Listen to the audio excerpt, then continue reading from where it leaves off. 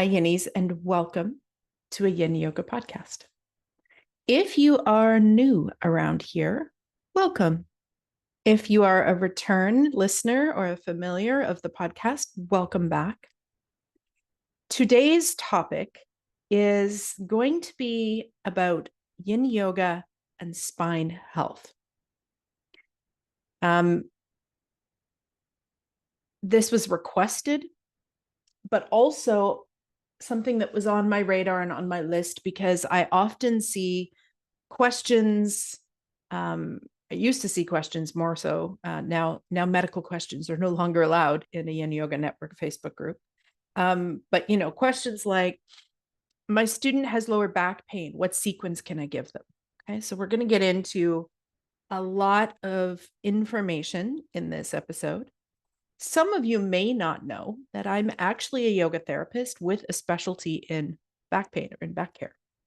Been working with folks with back issues for many, many, many years. I'll talk a bit more about that as the episode starts. Just a reminder for those of you that are new around here or just forgot, I have the soul of a mermaid, but the mouth of a sailor. So if you have small people around, please take a moment to pause this and grab some headphones now. All right, friends. So if you're listening to this live, I will be in the midst of my fall 60+ hour therapeutic Yin Yoga teacher training. If you're listening to this in the future, who knows where I will be in which training. So I will be in the fall round, and the next round will be in the spring. So right now, at least at the time of this recording, I'm doing 2 a year, spring and fall. Definitely open eventually to doing one that's at a nice warm location somewhere in the winter, an in-person one. But stay tuned on that. That would require a lot more work, but I'm open to it. So if you have been listening to these podcasts and you have been finding them helpful, and you feel like you either need an initial Yin training, or maybe like your original Yin training didn't have enough coverage of these topics that I'm covering, especially if you did anything less than 50 hours, you definitely could use another Yin training. And I would say even at 50, or my course 60 hours, it's not unusual to do more than one. So if you are curious or interested about my training, I would highly recommend you get on the wait list. You can do that by going into the show notes and clicking get on the link that says get on the wait list. And when you look way up, my photograph, there's a button you can click there to add yourself. Or if you go way to the bottom, there's another opportunity to add yourself. If you're there for a couple minutes, you'll even see a polite pop-up slide in from the side that you could add your name and email.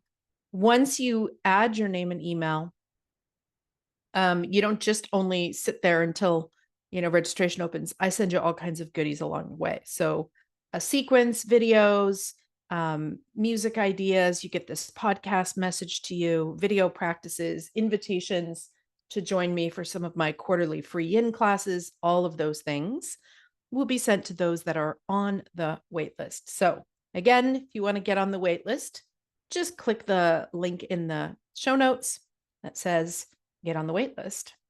The other things that happen with the wait list is that the wait list gets notified first. Before I kind of blast it out on my website and on social media, I let the wait list know first that registration is open. So you get kind of advanced registration.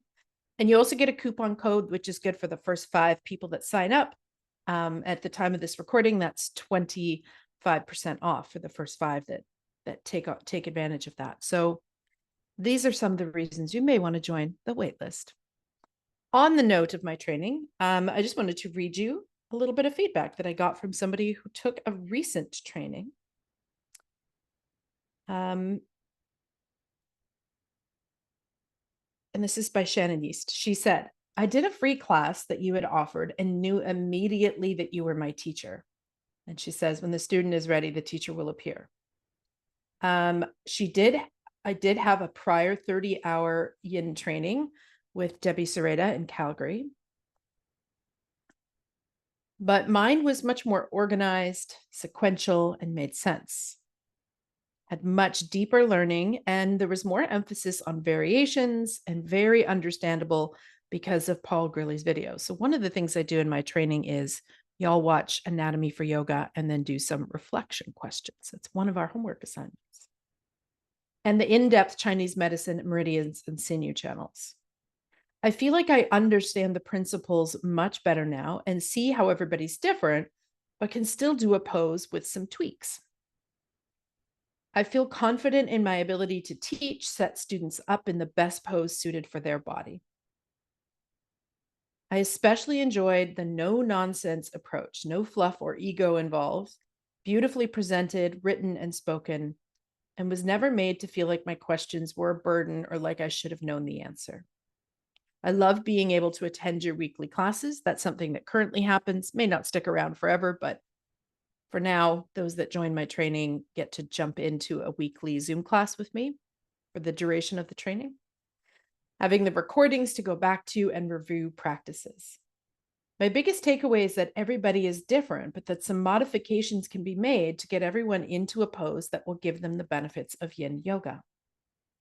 I would 100% recommend this training to other teachers. And I feel that the content was more than enough. Any more just would have overwhelmed me. So thank you for your feedback, Shannon. So again, if you want to get on the wait list for that training, just click the link in the show notes that says get on the wait list.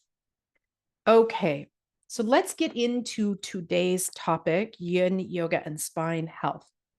For those of you that are watching this on video on YouTube, and if you were listening and you didn't know that you can watch the unedited versions of this on YouTube, very light editing. If there's like a huge gap while I'm, sipping tea or something, or if there's like a huge word salad coming out of my face, I may edit it out. But for the most part, these videos just get plopped right up on YouTube. So if you are more of a visual person than an audio person, please know those are always there for you. The audio, of course, is edited because it needs to be slightly more polished in order to keep your attention when you're listening. So because this is a content rich and dense as far as information goes, you will see me looking at my notes because I want to make sure I don't miss anything. So I'll be looking at my notes. So if you see my eyes, those of you watching the video kind of moving around, that's what's going on there.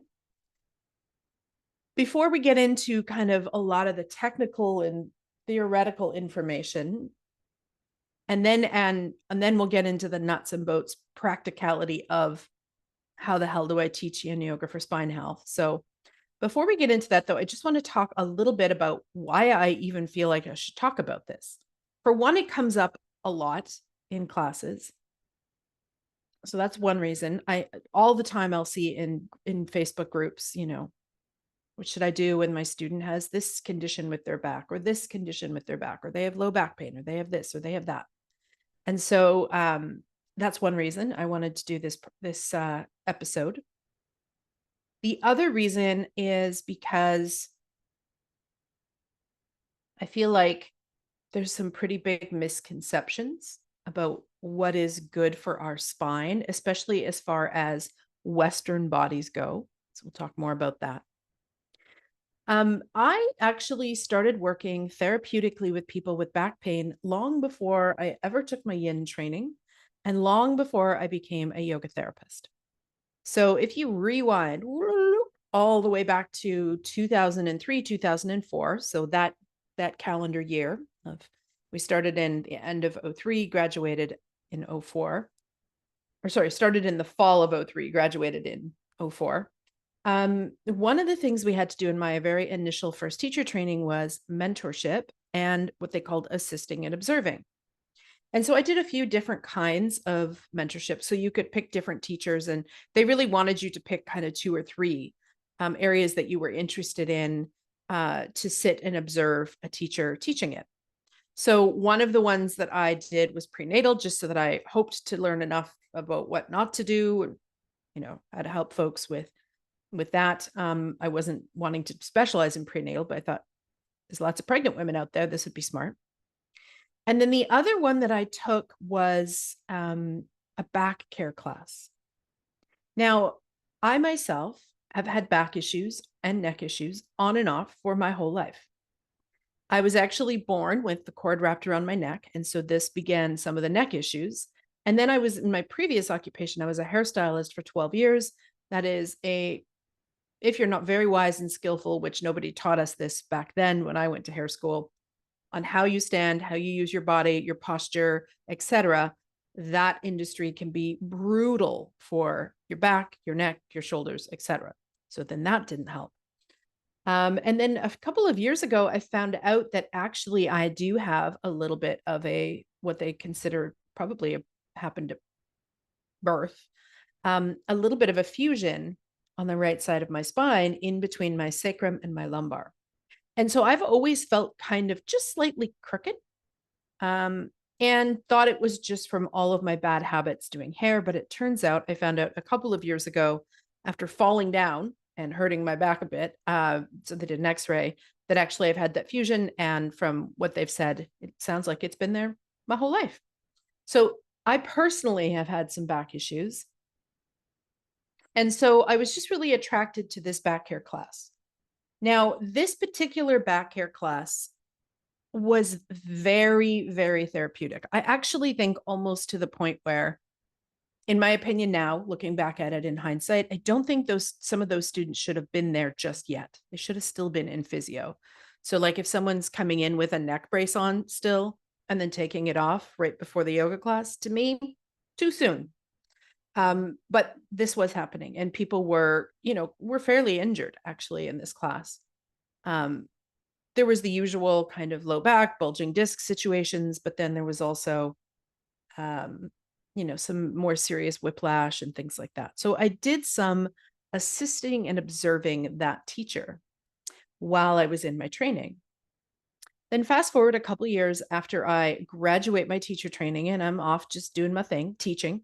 One of my former student classmates, one of my colleagues now, was teaching a back care class and was moving away and asked me if I would like to take over her back care class.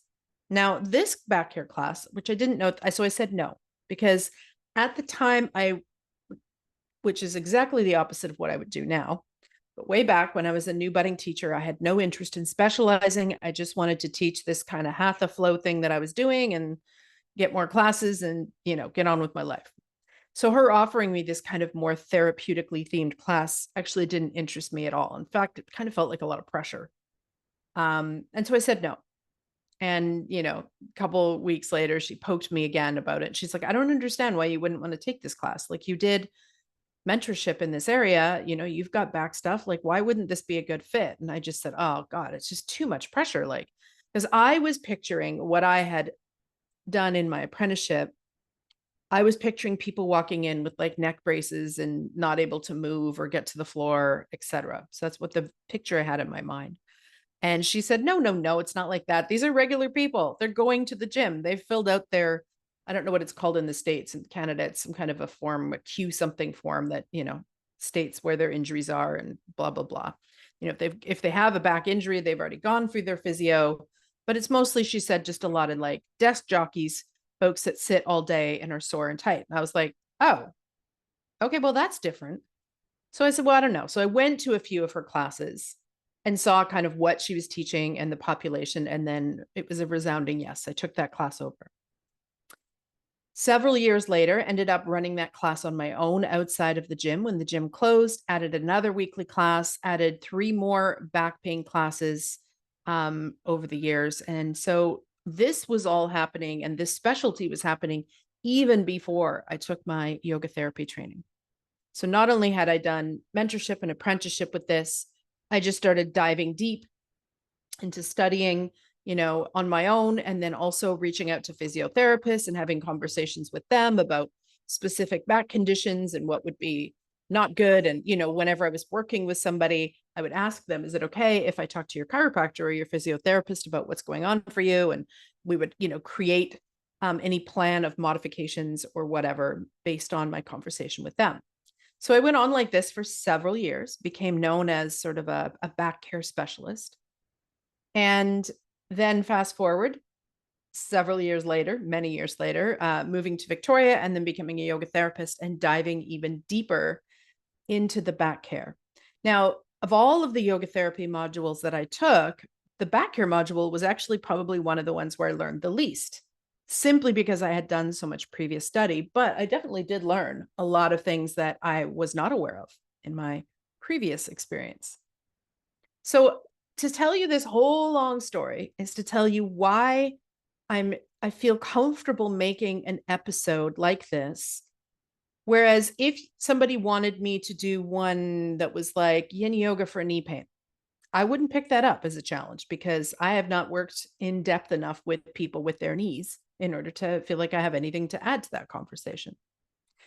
So, what you can expect in this episode is first, we're going to break down the nuts and bolts, just very brief overviews of some of the most common back conditions that can happen and that might show up in your class. Then we're going to talk about what can be really problematic, actually, for a lot of these back conditions in yoga classes, and then what we might do about that. And then I'm going to give you a framework for how you could create a class for a healthy spine, like a healthy spine class for yin yoga, not for people that have back injuries, but for the general public who are just kind of sore and tight, etc. Okay, so that's a lot. This is what we're going to get up to today. Let's get into it.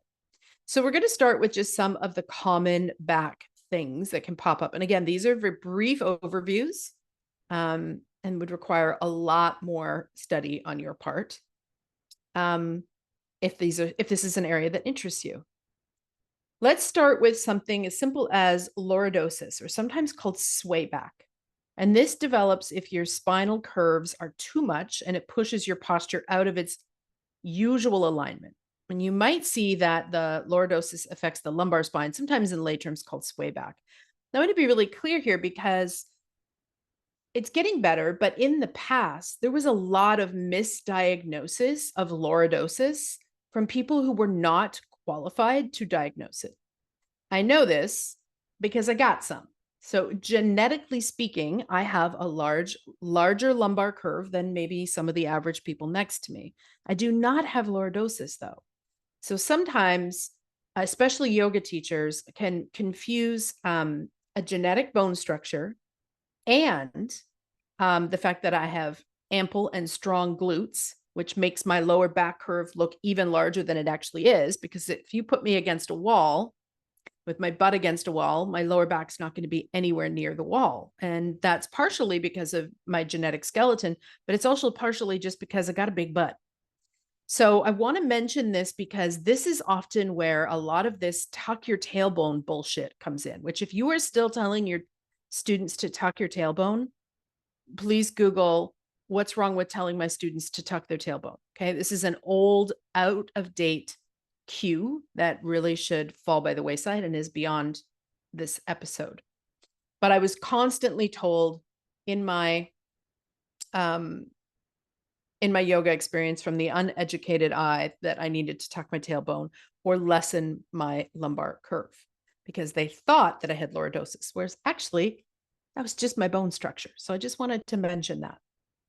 And you can actually see this in certain populations more so than others. So, for example, Black folks are going to have more of a lower back curve than someone who maybe is Caucasian or somebody who's First Nations or maybe Oriental. Now, these are generalized statements. There's always exceptions, but I mean, some of this stuff is just genetic. If you see people from different cultures standing all side by side, you're going to see different amounts of lower back curve. And it doesn't mean that one person has lordosis and the other does not. So just to be very clear. So should you be diagnosing your student with lordosis? No, you certainly should not. That is beyond your scope of practice. But they may come to you and say, my chiropractor said, or my physiotherapist said, okay? So that is a lordosis that affects your lumbar spine.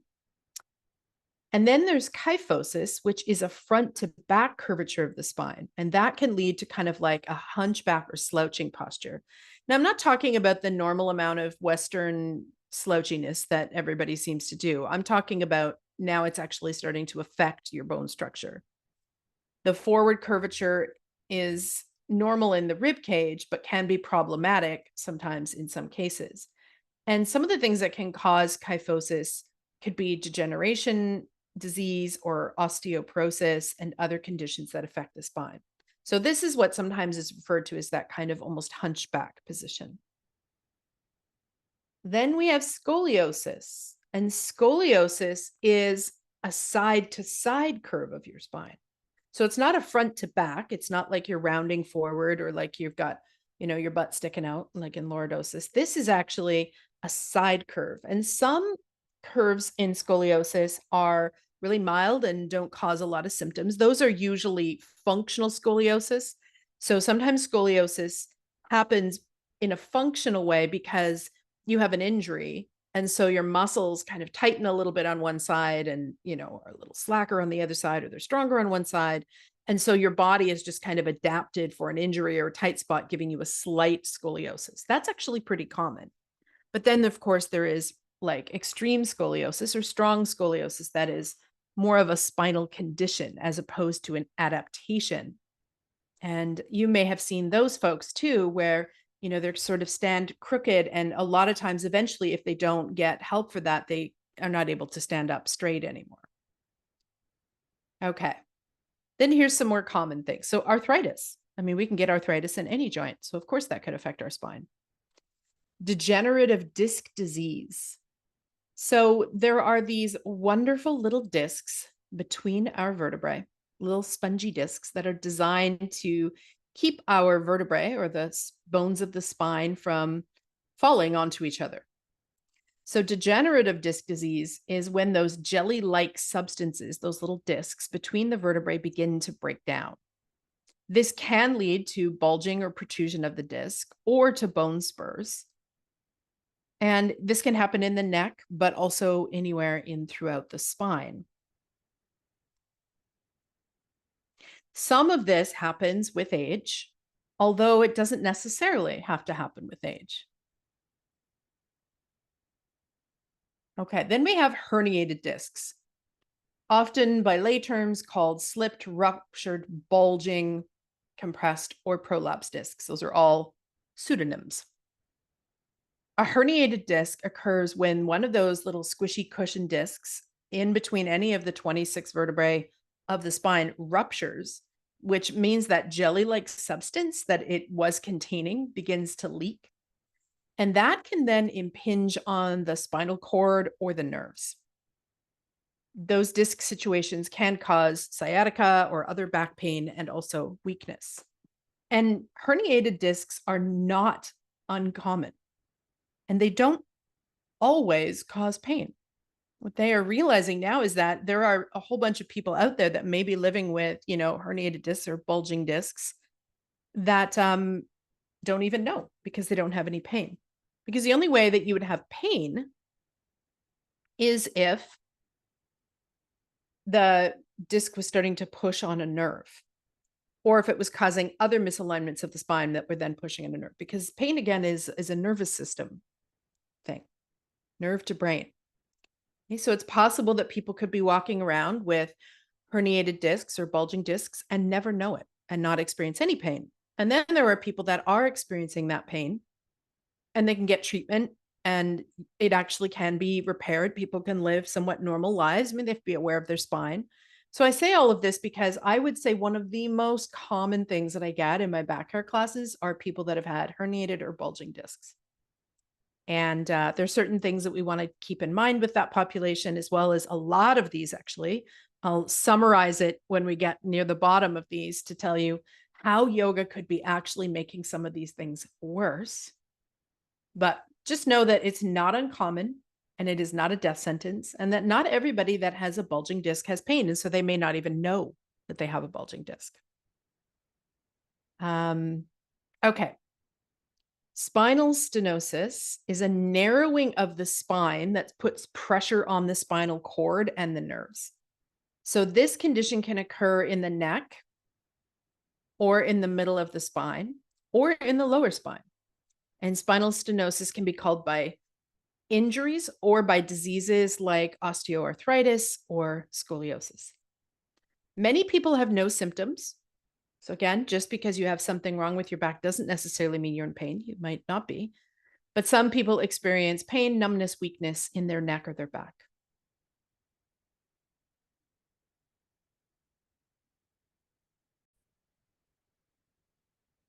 Okay.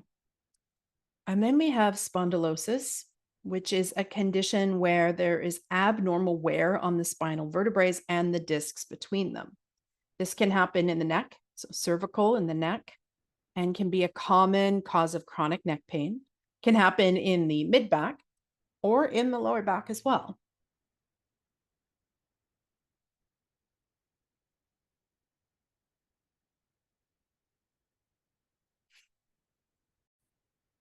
And then we have ankylosing spondylitis. Some of these I have to say very slow, otherwise my tongue gets all wrapped around itself.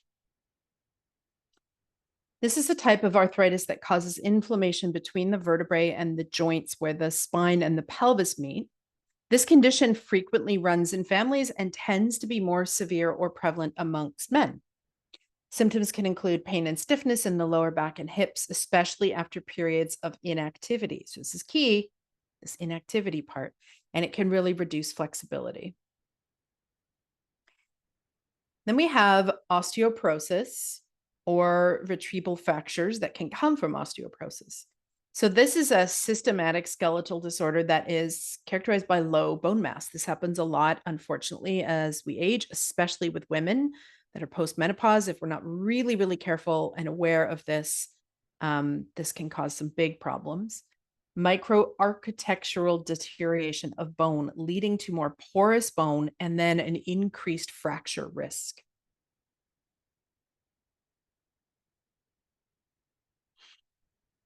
Then there's things like spinal cord cancer. Obviously, that can affect your back. A spinal cord injury, so falling down, perhaps, and injuring your spinal cord. Spinal deformities. So those could be, birth situations like what I have, where one side is kind of fused a little bit. So that would be considered a spinal deformity. A spinal fracture, so falling down and literally breaking your back, that can be a biggie.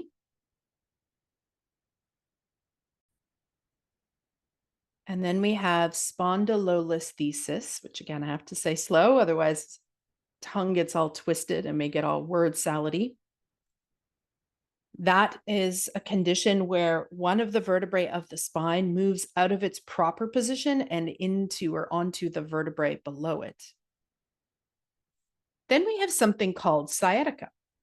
Now, I will tell you that sciatica is probably the most common self-misdiagnosed condition that I have ever experienced in my time. I cannot tell you how many students come in with a little bit of kind of weirdness or discomfort or tightness in their SI region. And so they'll come in and they'll say, I have sciatica. Okay. So sciatica is a specific condition. It's not diagnosed by yourself. You would go see a physiotherapist or chiropractor or something like that in order to know that you have sciatica. And sciatica is not the same as SI joint issues, which we will talk about in a moment. Okay. Just to get that little bee out of my bonnet. So sciatica can be caused by piriformis syndromes. Piriformis syndrome causes pain or numbness in your butt, your hip, your upper leg, and it occurs because the piriformis muscle presses on the sciatic nerve. And the condition could be caused by injury or swelling in that area or scar tissue. Some people's sciatic nerve runs through their piriformis muscle. And so this is just a genetic anomaly. Some people does, some people it doesn't. And so that can actually really change how the student experiences poses that are for their hip, butt, IT band. Some people with sciatica, when they do poses for their hip, butt, IT band area, get an immediate relief in their sciatic symptoms. And for some, it aggravates it. And this just depends on how you're built because we're all different. The other thing that can cause sciatica is a spinal injury or a bulging disc because that can push on that sciatic nerve. Okay. And then we have just general SI joint issues. That could be arthritis. Sometimes it's from hypermobility. So people that are kind of really lax in their connective tissue in their SI area, that can be a problem. They can also fuse over time, the SI joints, and so that can cause some issues. So I had somebody in the group, when I asked for ideas, want me to talk about yin yoga and SI joint pain. And I was like, I can't do that because I don't know why you or your student, whoever you're speaking of, has the SI joint pain. And I am not in the room with you, nor have I spoken to your physiotherapist to figure out what is going on. So obviously, I can't make recommendations for somebody in a Facebook group that I have never met, and I have no idea why they're having SI joint issues. But some of those are the common ones. Then we have just general neck pain and general back pain. And these might be something that you encounter a lot in your classes that aren't really connected to any specific condition of the spine. This is largely due to our culture. So now we're done kind of just our brief overview of some of the common issues that can come up with the spine. I'm sure there's some I've left out, but that's a good starting of like, what are these and what causes them? Now let's just talk about the general population and back and neck pain. So the statistics are, I believe the last study I saw was in 85% of Americans and 80% of Canadians, so we're not much better off, will experience back pain throughout their life. And for many of them, that is chronic. This can be directly correlated to the amount of time that we spend sitting in chairs. Now, sometimes these issues come from other reasons, right? Like all of the many conditions I just mentioned. But sometimes people are just kind of sore and tight all the time in their back, and there's nothing going on with their spine per se, but it's because they spend 8 to 10 to 12 to 14 hours sitting at a desk. So if you think about our ancestors, our ancient ancestors, we were hunter-gatherer creatures. We would not have been sitting in chairs. We would have been walking, running, moving around. If we were sitting, we were probably squatting, or we were seated on the earth. And that is how we are evolved as far as our spine goes. Then somebody invents a chair and we start to become a culture of people who sit at desks. And now we've got all these extra issues with our back. So when you sit at a desk all day, you are compressing the vertebrae in your spine. So you're sort of squishing them down from how you would normally be standing in anatomical neutral. Also, you are tightening up and shortening your hamstrings, as well as your hip flexors, as well as glutes and butt. Now, that's all just from the sitting. Now, if you take into account that most people are not sitting in a chair and using the muscles of their core, which is not just abdominals, by the way, but all of the muscles of their torso, including the spine and even the pelvic floor.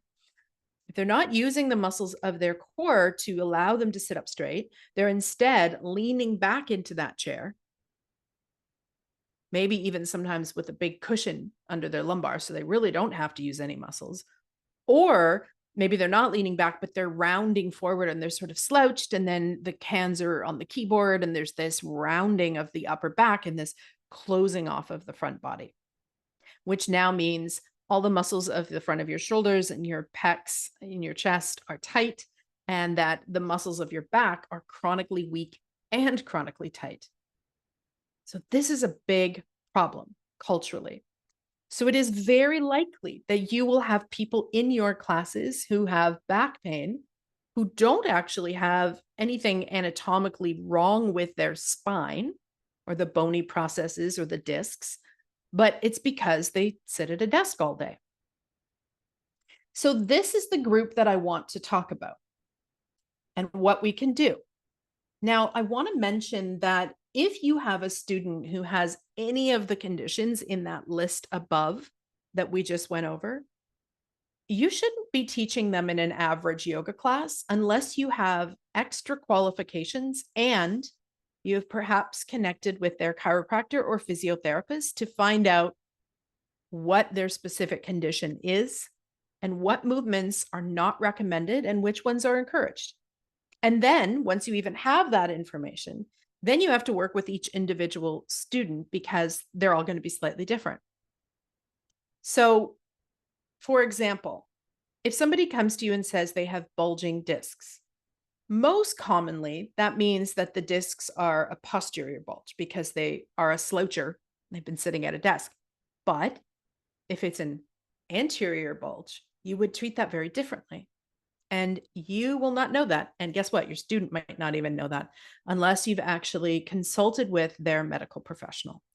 So if people come into your class with these issues and you are the average bear yoga teacher, you've not taken any extra therapeutic training, done any mentorship with people who specialize in spine health, then I hate to say this, but you're not qualified to deal with these conditions. And it would be wiser and more compassionate and more empathetic to just say that to the student.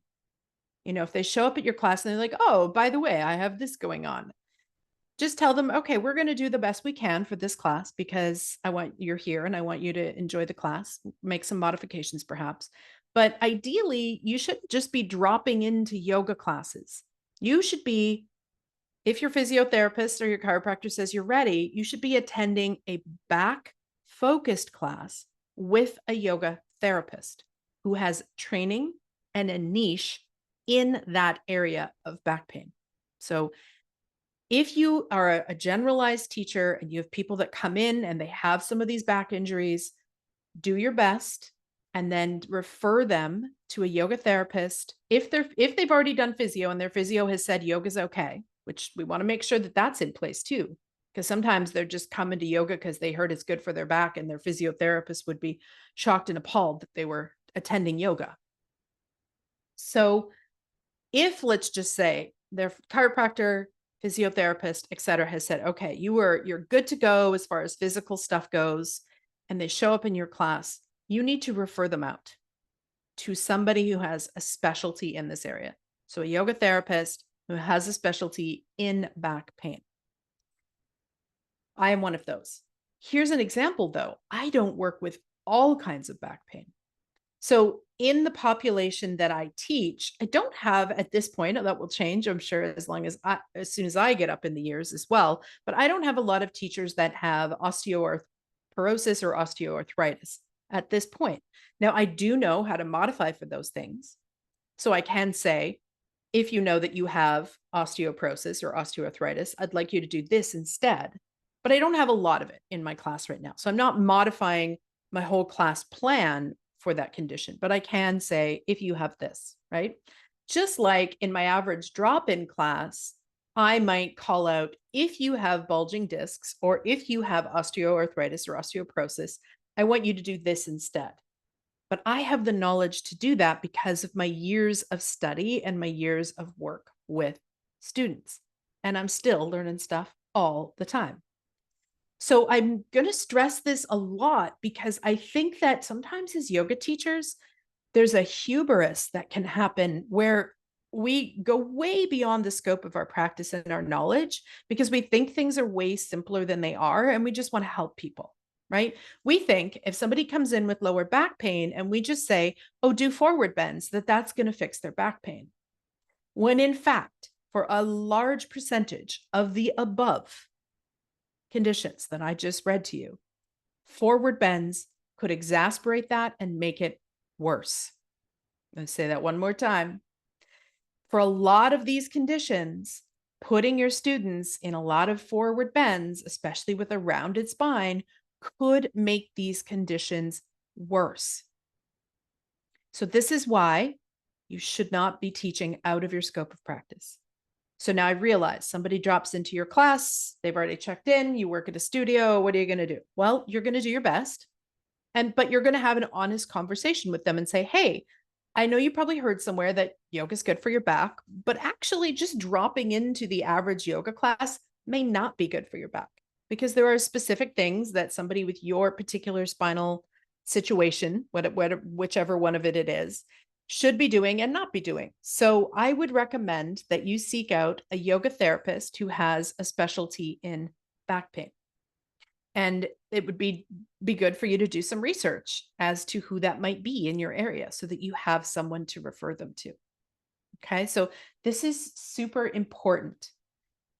As yoga teachers, we just want to help people, but if we're not careful, because of our wanting to help and not understanding the scope of our practice and not understanding the limits of our knowledge, we can actually be harming more than we're helping.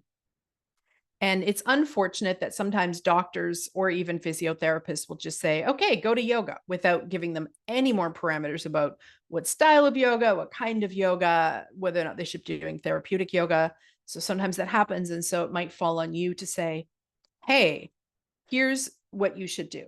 Now, they may be able to come to the average kind of drop-in class at some point, but they should at least be working with a yoga therapist first to figure out what they should and shouldn't be doing with their spine so that they're empowered when they do go to a yoga class to make modifications as needed.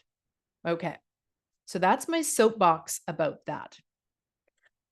So let's just talk, though, about the average person who doesn't really have anything wrong with their spine, right? As far as we know, their spine cord is healthy, their vertebrae are healthy, there's nothing going on there, but they're just kind of always a little sore and tight, and they have some discomfort, which is different than pain because of their lifestyle, right? So let's talk about that and what we could do about that and what we might want to consider when we're sequencing our classes or creating our classes, choosing the poses to make sure that we are addressing those needs. So let's rewind a little bit to teacher training. Now, some of you may not be really comfortable with these words, and so I'm going to just introduce them, and then I'm going to move into lay terms or common people speak, just to make this more accessible. But there are essentially three key movements to the spine. There's flexion, which is bending forward, extension, which would be bending backwards, rotation, which would be twisting, and then there's lateral flexion or side bends. So they say three movements of the spine. I would say that's four because it's forward, backward, twisting, and then side bending. So these are the movements that our spine should be able to do comfortably if we're in good health. So if you're working at creating a class that is either specifically labeled a, healthy spine yin yoga or something like that, or if you're just generally creating your average class plan without that theme, just kind of your average weekly drop-in, it would serve you and your students to make sure that those motions are in your sequence. So some sort of forward bending posture, we're going to talk about that one in depth in a moment because that can be problematic. Some sort of back bending action, some sort of a twist, and then some sort of a lateral or side bend. Okay. So I've been harping a bit on this forward bending or flexion. We do way too much forward bending and flexion in yoga classes, not just in yin, but in all yoga classes. And then, of course, this is exaggerated in yin because of the long holds. Yes, a healthy spine does need to gently round forward or go into flexion. However, our lives, we exist 90% of the time in a position of some degree of forward flexion. When you sit at your desk, unless you're very aware of your posture, you are in forward flexion because you're probably slouching a little and you got your arms forward. When you drive your car, when you come home and you're doing the dishes or you're picking up stuff off the floor or you're doing raking or yard work or vacuuming, all forward flexion of the spine. So in our Western culture, we do way more forward bending or flexion than we do of the others that are also key for spine health. And if you have someone in your class that does have one of those above spine conditions, some of those can be made worse by forward flexion or forward bends. In fact, several of them. So what are we to do? Well, here's how I take care of this. In my classes, I have a way bigger emphasis on back bends, twists, and lateral flexion than I do on forward bending. Not because forward bending isn't important, but because they already do it all day in their lives. So we also have to look at, why are we doing forward flexion? Why are we doing forward bending? Maybe we're doing it because we want to stretch their hamstrings. Well, there's other ways to do that, which I will mention in just a moment. So if that's why you're doing it, because your intended area is hamstrings, then there are other solutions that are far more back healthy than a seated forward bend.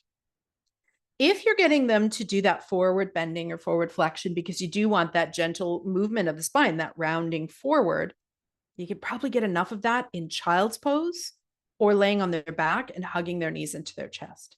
It does not need to be a seated forward bend.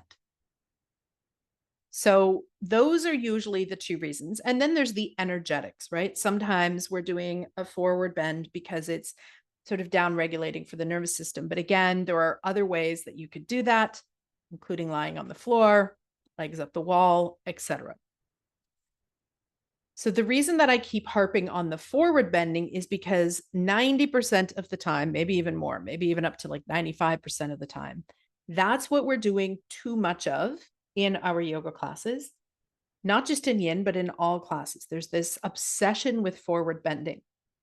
And if we were hunter-gatherer creatures and we were not sitting in chairs and we were not vacuuming and raking and picking stuff up off the floor and bending forward all the time, this might not be an issue at all. But we're not, right? Most of us are in this forward flexion, forward bending position to some degree all day. So in order to create some harmony in the spine, I would argue that we want to focus on some of these other movements and minimize the amount of forward bending. And I know that I can hear your voices right now. Some of you teachers, especially those of you super bendy, I'm so open, I can just fold forward, put my head on my knee. Yoga teachers are getting ready to argue with me, or you might already be arguing with me in your mind. But here's the thing I have to say to you, dear teacher. Your body is not your student's body, right? Just because you love something and it feels amazing for you and you're comfortable in it and you're adept at it does not mean it's good for your students. This is not about you. You want to forward fold to oblivion in your practice and it doesn't cause you any pain. You don't have any lingering side effects of that. Party on with yourself. When you're working with the general public, we have to think about, what are their needs, not what's my preference for my home practice or in my body. Okay, so here's the first thing I want to mention. Most of the average student that walks into your class has hamstrings so tight that they aren't going to be able to do a seated forward bend and do this thing that we all call hinging from the hips with a flatter back. They're just simply not going to be able to do that because of a serious amount of tightness in their low back, in their pelvis, and in their hamstrings. So no matter how much you talk to them about lengthening their spine, keeping their back flat as they hinge forward, they are not physically able to do it. It could be helpful to put a bolster or a few folded blankets underneath their hips. That can help with that. You could also put a bolster behind their knees or a fold up blanket so that they're not getting so much hamstring stretch that they are able to hinge forward. But there's a huge percentage of the population that either doesn't have the flexibility or the body awareness to hinge forward from their hips with a flat or a lengthened spine. And that is what you would need to be able to do a forward bend safely for a lot of these back conditions. Or we could just say for the average person who spends too much time rounding. So rather than struggle to try to get the average person to be able to alter their forward bend in a way that keeps their back flat where they are hinging from their hips. And this is a little bit more yang because, of course, if you're hinging from your hips and you're keeping your back relatively straight as you're folding forward, then you have to use the muscles of your body to hold yourself in that position. So you can't really do that sort of ultimate softening and surrendering that you would do typically in a yin practice. And it's not totally unheard of that people can do that for a couple of minutes. But first, they have to have the body awareness and the flexibility to be able to let their pelvis tip so that they can hinge forward. So if they're sitting and that you can see no lumbar curve, no lower back curve, even when you put blankets or a bolster under their bum, they are not going to be able to hinge forward from their hips with a straight or a flat back. Flat back is deceptive. It doesn't make any sense, but I think you know what I mean. They're just not going to be able to do it. First of all, they have to open up those areas. They have to open up that lower back. They have to open up those hamstrings. They have to open up their hips. And then you'll be able to see what they have access to as far as their bone structure goes. So I mention this because if you treat everyone the same, the yogi who's the ex-dancer and who can just fold over their legs with no problem with a relatively flat spine, and then you have the guy who just works, 12 hours a day at a desk and has never done yoga, and now he's in his mid to late life and he's trying to hinge forward. These are not the same thing. What is happening in their hamstrings and what is happening in their spine and what is happening in their pelvis is not the same. So I tend to err on the side of spine health, meaning I don't do a lot of seated forward folds in my classes. Occasionally, I'll do one like a butterfly maybe, or a dragonfly, but not often. And if I'm trying to access people's hamstrings, so if I've decided I want to put a forward bend in here because I want to access someone's hamstrings, I'm going to actually get them to lay on their back and grab a strap, loop their foot, and extend their leg into the air. Because now what's happening is their whole back is supported with the floor. They don't have to worry about, am I sitting up straight? Am I hinging forward properly? Is my spine rounded? Is my lumbar spine in its ideal position? They don't have to worry about any of that. They're being gently held by the floor, and all they have to worry about is bringing their leg up to the point where they feel that stretch on the back of their hamstring. So if that's why you're doing a forward fold, just get people to flip over, grab a strap. That could also be done at the wall. So bringing one leg up on the wall or both legs in the wall. You can also do dragonfly at the wall. So a lot of the seated forward folds can actually be done at the wall. And if somebody's quite tight, they're going to feel that in their hamstrings. I know those of you who are bendy yoga folks who fall into forward folds with your head to your knee are not going to be able to imagine that someone could lay on the floor and put their legs up the wall and feel a stretch in their hamstrings. But believe you me, it is very true and very common. So that is a way that I would isolate the back of their legs or maybe their inner thigh in a forward bend without getting them to round forward or bend forward, because now they're using the floor as a support for their back. And I would get them to either use a strap or a wall. 9 times out of 10, if somebody in my class requests hamstrings, we automatically grab a strap, and that's what we do. And that's because I don't have enough wall space for everybody. So if you're doing a forward bending action because of the effects on the spine, if you do want that gentle sort of rounding of the spine, most people can get enough of that, especially considering they do that all day, every day, in child's pose or maybe laying on their back and hugging their knees into their chest, right? So you don't have to do full caterpillar to get that rounding of the spine. You could do it in child's pose. You could get them to hug their knees into their chest on their back if child's pose doesn't work for them, right? That is still flexion or forward bending as far as the spine goes. And then the other, so I think I'm harping on this forward bending enough. I hope that I've made my point that just because you as a yoga teacher love your forward bends and feels good for you and you're adept in them does not mean that it's a good idea for your students. Your students are not you. They have different bodies. Now, you might teach a particular population that is very adept in their forward bending like you are. And if so, that's different, rock on with yourself. But if you're teaching the average person, they've got way too much forward flexion in their daily lives already in order to have a sense of harmony and health in their spine. And really what they need to focus on more is their back bends or their extensions, their rotations, AKA twists, and their lateral flexion or their side bends. So when I create a class, I'm focusing a lot more on extension or back bends, rotation, twists, and lateral flexion. I might put something in there for their hamstring, especially just using a strap. I might give them a child's pose or a hugging their knees to their chest at some point. Occasionally, depending on the season as well, I might put in a butterfly or a dragonfly. But if I know somebody's got issues with their spine, I'm going to get them to do that on their back, maybe using a wall or maybe using a strap. But I almost never teach caterpillar simply because most people cannot do that in a way that is healthy for their backs. So that's that. So I'm going to spend more attention on, I'm going to make sure there's at least one back bend, maybe two. I'm going to make sure there's a twist in there, that there's a lateral extension. I also really like to put an emphasis on something for their hip butt IT band, hip flexors, and also their neck and shoulder area, because if they've got tightness in their back, those areas are all affected as well from sitting at a desk. So when you sit at a desk all day, there are certain muscles that are not being used, so they're not strong. And there's a lack of postural awareness. And then there's other muscles that are getting short and weak.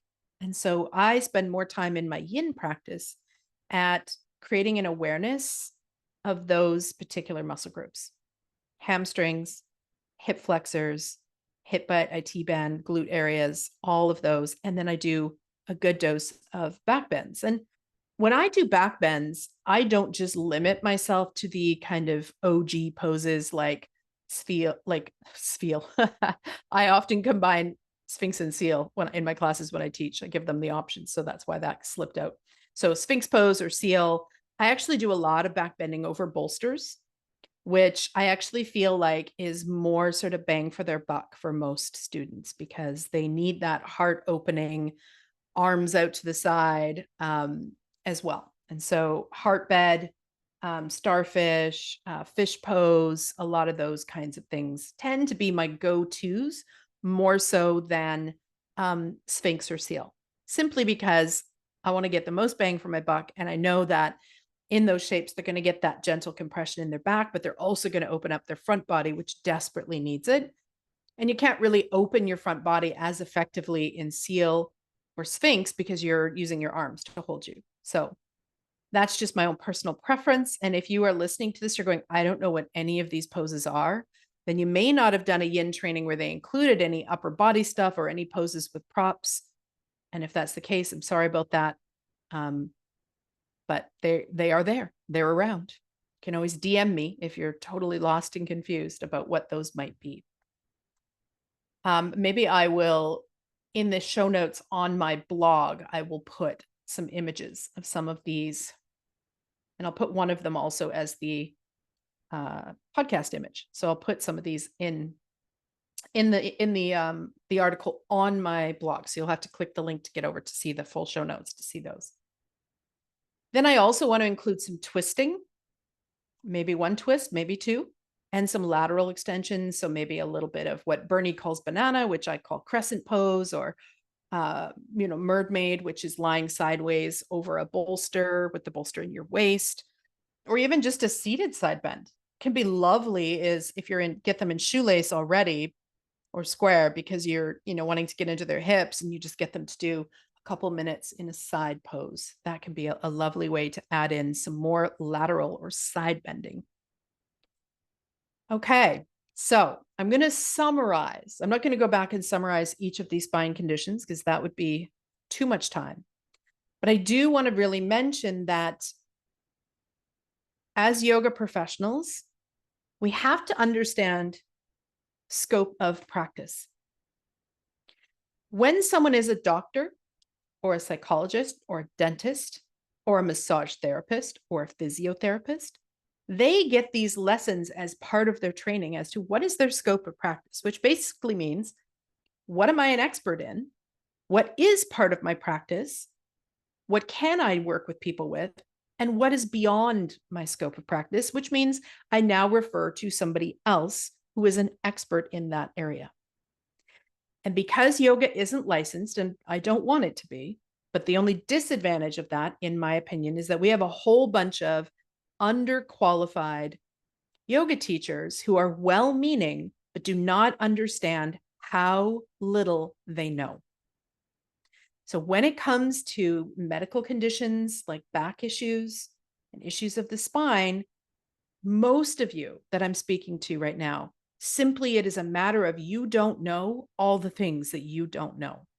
And so despite your good intentions and despite you sharing what works in your own practice, you could be potentially making someone's back conditions worse. So this is why if somebody has all of the conditions that I mentioned above, that I recommend that you help them as best you can in their class, but then you educate them and say, hey, I know you were probably told to go to yoga by your friend or your physio or whoever, but not all yoga classes are the same. And in fact, many of the yoga classes, especially classes where there's a lot of forward bend into backward bend, forward bend into backward bend, are actually probably going to make your back feel worse. So I would recommend that you check out a yoga therapist, provided, of course, that their physiotherapist or chiropractor has already told them they're good to go for yoga. Find a yoga therapist who has a specialty in this back condition. They may have a small group class for people with back pain, or they may want to work one-on-one with that yoga therapist a few times so that they have a better understanding of what movements should I not be doing. If I do go to a public yoga class, what should I not be doing, right? So as a yoga professional, it is your job, if you cannot skillfully help someone, to tell them that and to refer them to somebody who can. Okay. Now, if you're just dealing with folks who don't have any injuries in their back, but they're just that kind of desk jockey, slouchy, tight, sore, discomfort person, which is probably 80% of the population, then I would recommend that you focus more on your extension or back bends, your rotation / twists, your lateral flexion / side bends than you do on forward bending, because they are already doing flexion or forward bending all fucking day. And if you really do want to get into something for their hamstrings, maybe flip them on their back. And you could do this with the whole class. It doesn't have to be like, oh, those of you who have discomfort in your back, do this. You could do it with the whole class. Everybody, let's lay on our back. Let's grab a strap. Let's lift one leg in the air with the strap. We'll be here for 2 minutes. Now you're specifically getting their hamstring without all of the other stuff. If you are wanting to do some flexion gently for their spine to just kind of nurture, energetically, to have that sort of down regulating, rounding, softening of the spine, that can easily be done in child's pose or hugging their knees to their chest. It does not need to be a seated forward fold. I would highly recommend emphasizing more back bends than forward bends. And this is again because of the average sedentary nature of our culture, and some more twists and lateral extension. I can tell you from experience that if you have in your class 1 or 2 back bends, a twist, a lateral extension, something for their hip flexors, one of the dragon family poses, whether that's kneeling or laying on their back, something for their hip butt IT band zone, and then you include a little something, something for their neck and shoulders, you are going to have happy campers. So it does take a bit of a reframe for us to see the way that we sequence when we're thinking of spine health as the goal.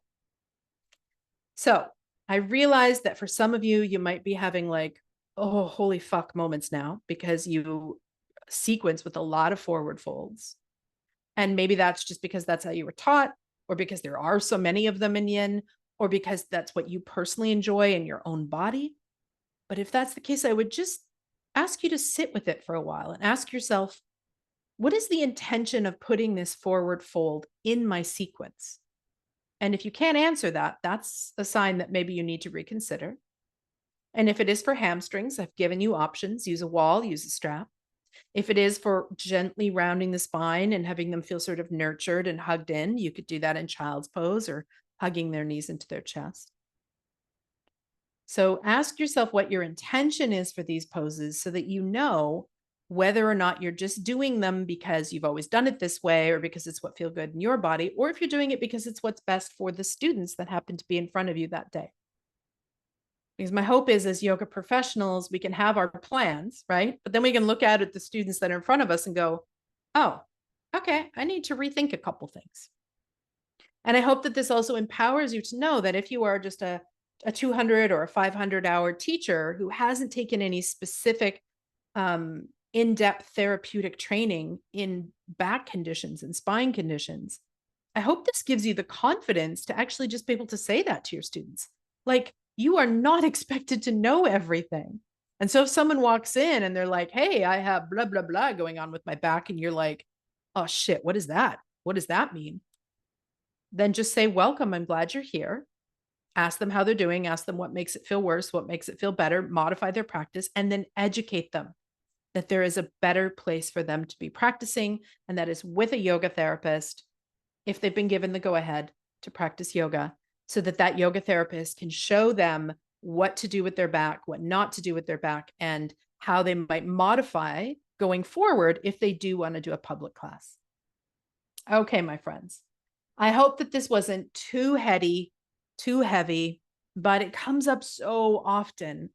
As I said, 85% in the US, the last stat I saw, 80% in Canada. It's probably not terribly far off in some of our European and Australian and New Zealand countries. So any culture where there's a lot of sitting at desks, you're going to have high back pain rates.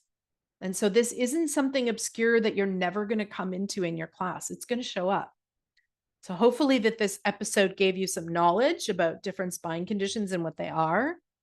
But also hopefully it gave you the sense of empowerment, knowing that it's totally fine to refer out to somebody else, that you don't have to know everything. You don't have to teach everyone. And then hopefully it gave you some encouragement to consider your sequences from the position of spine health instead of what do I like to do or what are my favorite poses, regardless of whether or not those are actually good for the population I'm teaching. All right, my friends, if I haven't mentioned it a million times, these episodes often happen because of questions from listeners like you. So if you have a question about yin yoga or yin related topics, please let me know. You can find me on Instagram, either at Nick Danu Yoga or at Yin Yoga Podcast, and send me a DM. Say, hey, I would love it if you would discuss this on the podcast. Please let me know what you need more information on. And if I'm not qualified to ask it, I will find a guest who is. Okay, my friends, have a wonderful day. And until I speak to you again next time, bye for now.